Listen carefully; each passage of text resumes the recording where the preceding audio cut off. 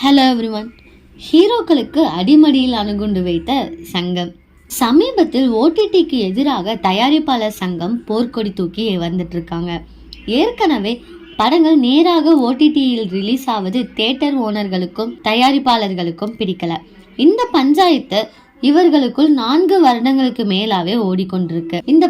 எந்த படத்தை எப்பொழுது ஓடிடியில் ரிலீஸ் செய்ய வேண்டும், அதே போல் எந்தெந்த ஹீரோக்களுக்கு எப்படி முக்கியத்துவம் கொடுக்க வேண்டும் என்ற பிரச்சனை பல காலமாவே ஓடிட்டு இருக்கு. இப்போது அதுக்கு முற்றுப்புள்ளி வைக்கும் வகையில் தயாரிப்பாளர்கள் சங்கம் ஹீரோக்களை ஏபி அப்படின்னு 2 பிரிவுகளா பிரிச்சிருக்காங்க.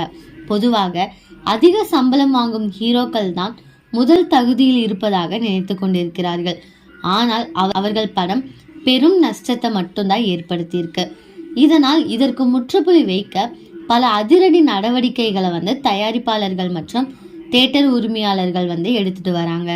ஒரு படம் ரிலீஸ் ஆகிவிட்டால் 8 வாரங்கள் கழித்து ஓடிடியில் வெளியிடலாம். ஆனா படங்கள் தியேட்டரில் ஓடாவிட்டால் இதற்கு ஈடுகட்டும் விதமாக எப்பொழுது பல திட்டங்களை தீட்டியிருக்காங்க தயாரிப்பாளர் சங்கம். அதாவது யார் படத்தை 8 வாரங்களில் ஓடிடிக்கு கொடுப்பது, யார் படத்தை 6 வாரங்களில் கொடுப்பது, யார் படத்தை உடனே கொடுப்பது அப்படின்னு முடிவெடுத்திருக்காங்க. இப்போது ரஜினி, கமல், அஜித், விஜய், சூர்யா, விக்ரம், தனுஷ், சிவகார்த்திகேயன் போன்றவர்கள் ஏ கிரேடு நடிகர்களாக பிரிச்சிருக்காங்க. ஜெயம் ரவி, கார்த்தி, சிம்பு, சிவா, விஜய் சேதுபதி, அருண் விஜய் போன்றவர்கள் பி கிரேட்ல வச்சிருக்காங்க. ஏ கிரேடு ஹீரோக்கள் படம் 8 வாரங்கள் கழித்து ஓடிடியில் பார்க்கலாம்.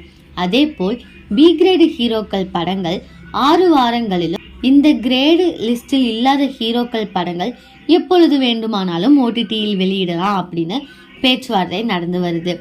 இந்த பேச்சுவார்த்தைகள் அனைத்தும் இன்னும் நடைமுறைக்கு வரவில்லை.